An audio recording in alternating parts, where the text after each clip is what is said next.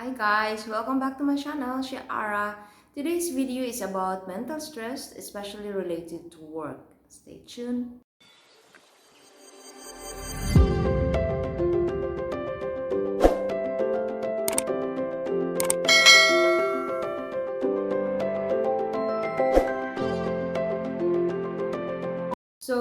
The past week I took a week off from work because I am under a lot of mental stress lately. Now, my mental stress, the stress that I have, started actually like the same as all of you. Started during the start of the pandemic, which was last year. Last year kasi our hotel closed for 2.5, if I'm not mistaken. It was closed beginning of April 2020, tapos it continues till the middle of June. But kahit naka-close yung hotel namin, I have to be there physically. I was the only one in the team, in the HR team, to do that. Kasi I have to, obviously, the payroll needs to be up and running. The cafeteria needs to be open for our staffs. Kasi yung cafeteria kasi namin, yung mga staffs namin are allowed to take their breakfast, lunch, and dinner. So kahit naka-close yung hotel namin, we continue to have the cafeteria open. You know, to help our staffs cope with the loss of their the temporary loss of their job. Nung nag-start nang mag-close yung hotel namin, it was also the start of the area lockdown. Nag-lockdown yung area namin because of the rising infections. Hindi naman talaga sa area namin mismo, but the whole of municipality. Dito sa Uman, ang tawag doon is wilayat. Yung wilayat of Motra, where our area is part of, got the highest cases at the time. So they closed down the entire municipality.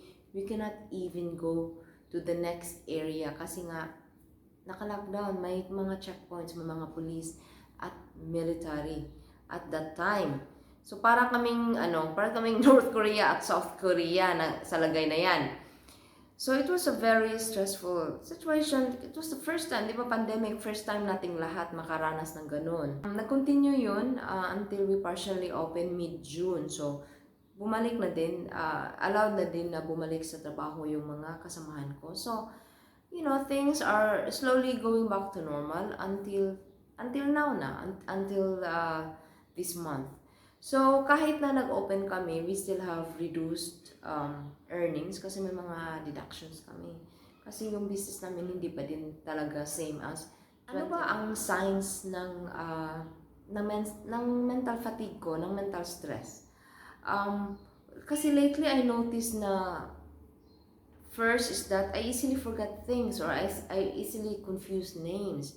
Imagine I have 4 cats and it took me a few seconds before I remember the name of that particular cat.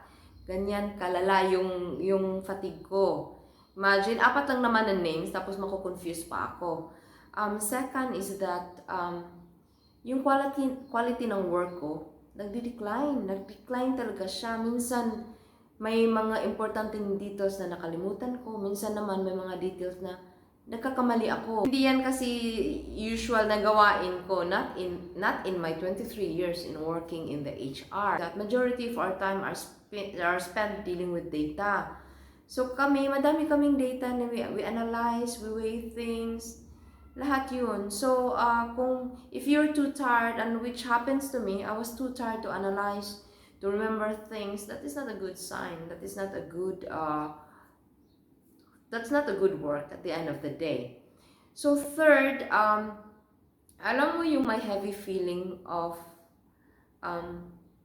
tiredness, yung feeling ba, yung general feeling na you're just tired, not just physically but mentally. Again, as you know, as someone working in the HR or someone dealing with people on the one hand and data in the other hand, that's not a good sign.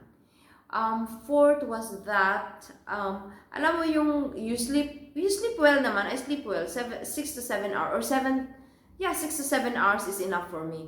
Pero pagkagising ko pa lang is masakit na yung ulo ko. Yung parang mabigat yung ulo ko ba, and that remains the entire day. Tapos, the next day, the cycle repeats. So parang feeling ko, I cannot do this day in and day out. Talagang I need to rest. Take note na yung last vacation ko pa was July 2019. Hindi ako nakabakasyon last year kasi nga hindi ako makalipad and di din ako, walang ibang tao sa department namin.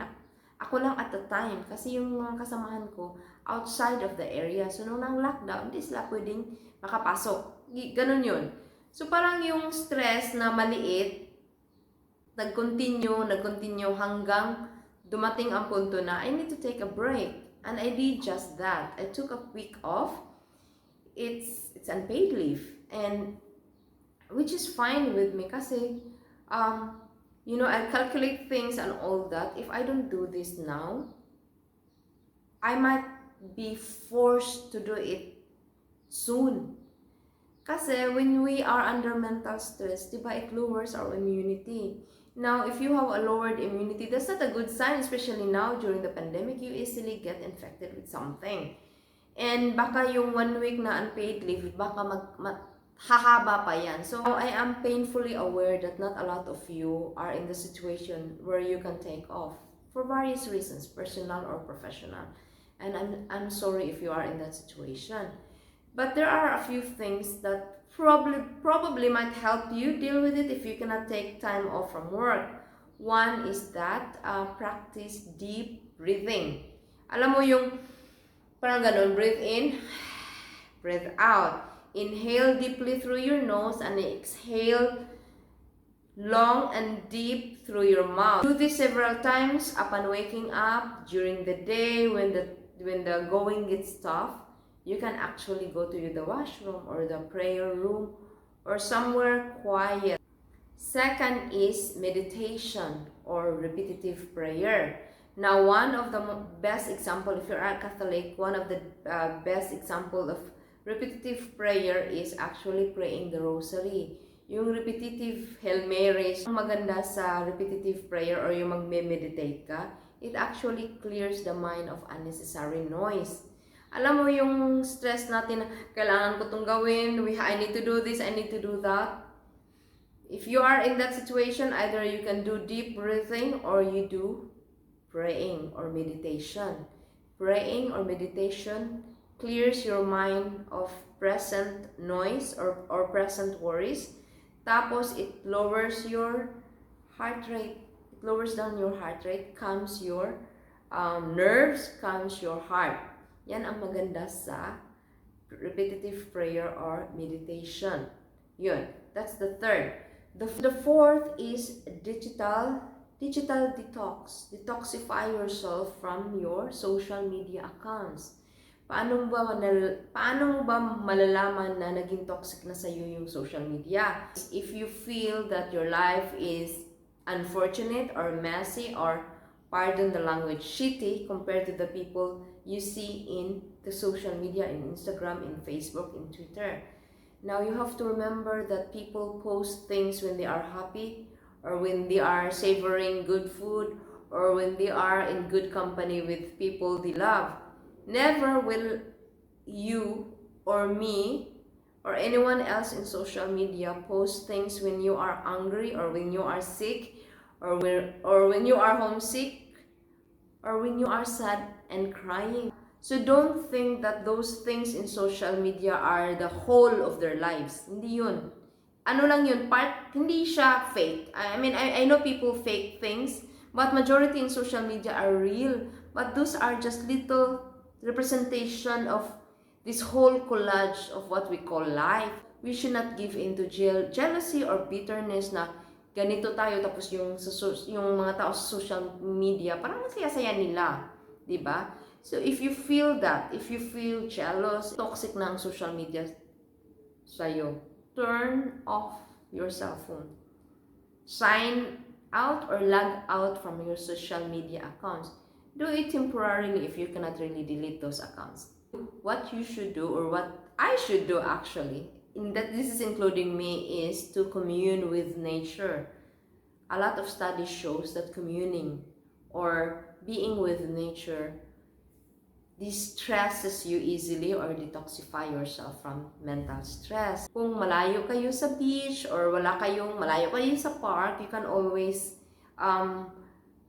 stay in the part of your house where there are plants Or kung may garden ka or backyard or front yard, the better. Grab a cup of coffee or tea. Umupo ka doon sa madaming mga plants or trees, you know. Fifth is pursue your hobbies and interests outside of work. We always have to remember that there is life outside of work. So, because, alam ko dahil sa pandemic, it's hard to meet people, it's hard to socialize. So, do things that you can still enjoy even if you are alone. For example, if you are artsy, if you are into drawings and paintings, do it. If you have time to pursue your interest, pursue it. If you love animals, you can probably volunteer in your local shelter. Kung wala naman, why don't you foster? I have one foster, ang naughty si Gabriel. He is my foster. What is a foster ba? Ito yung you temporarily take care. Hindi mo siya i-adapt, but you temporarily care for that pet. So you can do that. Or pursue your hobbies like running, jogging. If you are into culinary, if you love cooking, there are a lot of YouTubers that are into cooking, and daming mga recipes online that you can try. So that's that. Pursue your hobbies, pursue your interests. Huwag kalimutan na there is life outside of work and outside of social media, if I may add. And if you are allowed to, and if your immunity is good, and obviously observing health protocols like washing hands and social distancing, meet your friends personally, meet your family personally. I know that it is easy doing it online, but especially if you are under mental stress, if you can take off from the digital world and meet people, offline, it's nice to connect socially, rant if you must, talk to them over some things that worried you, some things that stressed you, and listen to what they say also. Share laughter, share your tears, share your problems that would easily get you over the mental stress. Obviously, take care of ourselves first. Take care of our health seriously, kasi babalikan sa atin pag hinahayaan lang natin. Always remember that before you can help others, you have to help yourself first. That's it for now. Be safe and be healthy. Bye.